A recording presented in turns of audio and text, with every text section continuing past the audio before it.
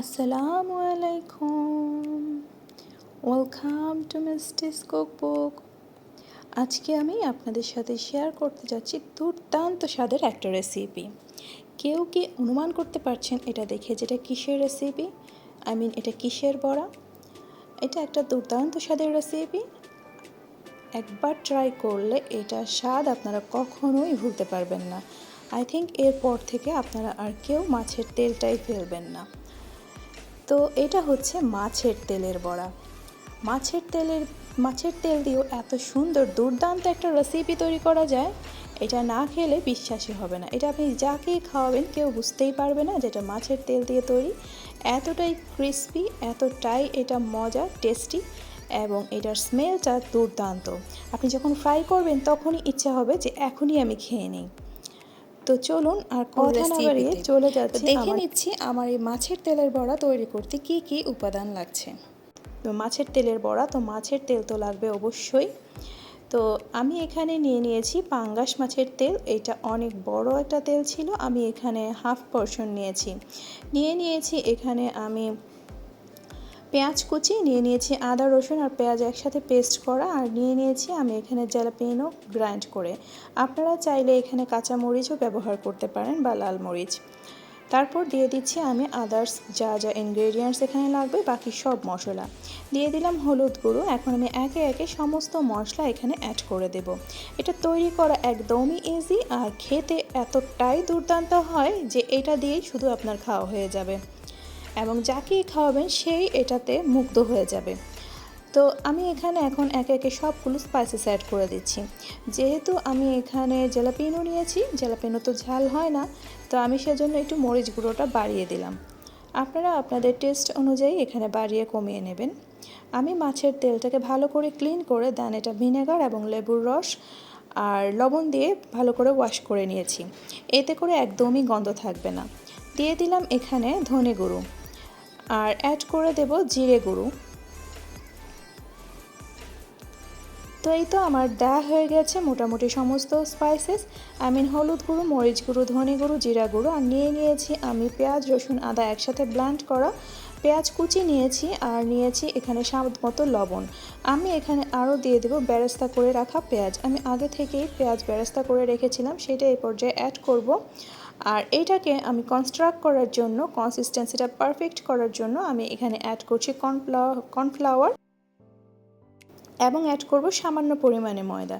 তবে আপনাদের হাতের কাছে যদি চালের গুঁড়া বা রাইস ফ্লাওয়ারটা অ্যাভেলেবেল থাকে আপনারা ইউজ করতে পারেন, এতে করে এটা টেক্সচারটা আরও ভালো হয় এবং ক্রিস্পি হয়, খেতে আরও দুর্দান্ত হয়। তো এই তো আমি এখানে আগে থেকে বেরেস্তা করে রেখেছিলাম পেঁয়াজ, এখন আমি এটাতে বেরেস্তা দিয়ে এই সব কিছু ইনগ্রেডিয়েন্টস একসাথে খুব ভালো করে মিক্স করে নেব। তো আপনারা কারা কারা এই রেসিপিটা আগে ট্রাই করেছেন অবশ্যই কমেন্টসে জানাতে ভুলবেন না। আর রেসিপিটি বা আমার ভিডিওটি যদি ভালো লেগে থাকে তাহলে অবশ্যই লাইক, কমেন্ট, শেয়ার, সাবস্ক্রাইব করে পাশে থাকবেন। পাশে থাকা বেল আইকনটি প্রেস করে দেবেন পরবর্তীতে নতুন ভিডিও নোটিফিকেশন পেতে। আর রেসিপিটি একবার হলেও ট্রাই করবেন যদি আপনারা আগে ট্রাই না করে থাকেন। বিলিভ মি, এটা আপনাকে একদম ভিন্ন রকম একটা টেস্ট এনে দেবে খাবারে, এবং এরপর থেকে আপনি মাছের তেল আর কখনোই ফেলবেন না অথবা অন্য কোনোভাবেই খেতে চাইবেন না। তো আমি এখানে কনসিস্টেন্সিটা পারফেক্ট করার জন্য এখানে অ্যাড করে দিয়েছি আরও কিছু পরিমাণ কর্নফ্লাওয়ার। তো আমি সব কিছুকে খুব ভালো করে মিক্স করে যেন বাইন্ডিং হয় এরকম একটা কনসিস্টেন্সিতে আসে সে পর্যন্ত মিক্স করে নেব। এই মাছের তেলের বড়াটা গরম ভাতের সাথে খেতে এতটা দুর্দান্ত হয় এবং এটা এমনিও খাওয়া যায়। চপের মতো আমরা যেরকম চপ খাই সস দিয়ে সেভাবেও খাওয়া যায়, তবে বেস্ট ওয়ে হচ্ছে গরম ভাতের সাথে খাওয়া অথবা পোলাওয়ের সাথেও আপনারা ট্রাই করতে পারেন। তো হয়ে গেছে আমার সব কিছু মিক্স করা। এখন আমি চলে এসেছি চুলায়, দিয়ে দিয়েছি তেল। আমি তেলেই বেরেস্তা করে নিয়েছিলাম, সেই একই তেলে আমি এটাকে ভেজে নিচ্ছি।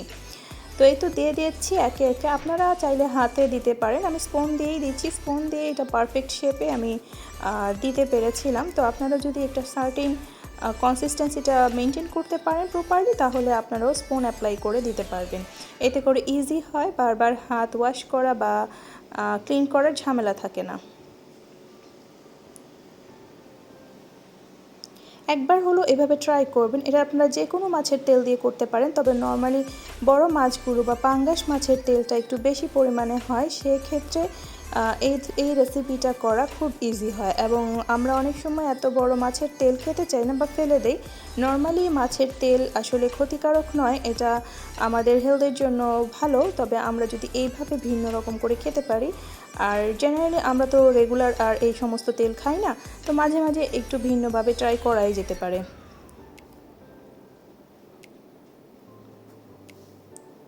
রেসিপিটি ভালো লাগলে বা আমার ভিডিওটি ভালো লাগলে অবশ্যই লাইক, কমেন্ট, শেয়ার, সাবস্ক্রাইব করে পাশে থাকতে ভুলবেন না। আপনারা যারা অলরেডি আমাকে সাবস্ক্রাইব করেছেন তাদেরকে অসংখ্য অসংখ্য ধন্যবাদ। যারা প্রতিনিয়ত এত সুন্দর সুন্দর কমেন্টস করে আমাকে অনুপ্রাণিত করছেন তাদেরকে অসংখ্য আন্তরিক ধন্যবাদ এবং শুভেচ্ছা। তো এই তো রেডি হয়ে গেছে আমার মাছের তেলের বড়া। আমি এটাকে উল্টে পাল্টে ভেজে নিয়েছি। তো ভেজে নেওয়ার পরে এইটুকু তেল দেখেছেন আপনারা, খুব সামান্য পরিমাণে তেল আমি নিয়েছিলাম, তা থেকে অনেকগুলো বড়া হয়ে গেছে। এখানে একটা মাছের হাফটা তেল আমি নিয়েছিলাম, তা থেকে আমার এতগুলো বড়া হয়েছে। তো আপনারাও এভাবে চাইলে খুব ইজিলি মেক করতে পারেন। এটা খেতে যেরকম স্বাদ হয় ঠিক তেমনি এটা খুব তৈরি করা খুব ইজি হয়। তো খুব সহজেই সাধারণ কিছু উপকরণ দিয়ে নর্মাল একটা জিনিসকে আপনারা এত সুন্দর করে প্রেজেন্ট করতে পারেন বা এত সুন্দর একটা রেসিপি মেক করতে পারেন। আই হোপ এটা আপনাদের ভালো লাগবে। ভালো লাগলে অবশ্যই একবার হলেও ট্রাই করবেন। আর আমার ভিডিওটা বা আমার রেসিপিটা ভালো লাগলে লাইক, কমেন্ট, শেয়ার, সাবস্ক্রাইব করে পাশে থাকতে ভুলবেন না।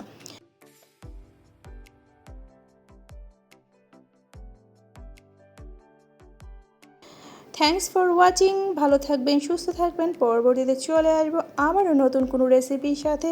আল্লাহ হাফেজ।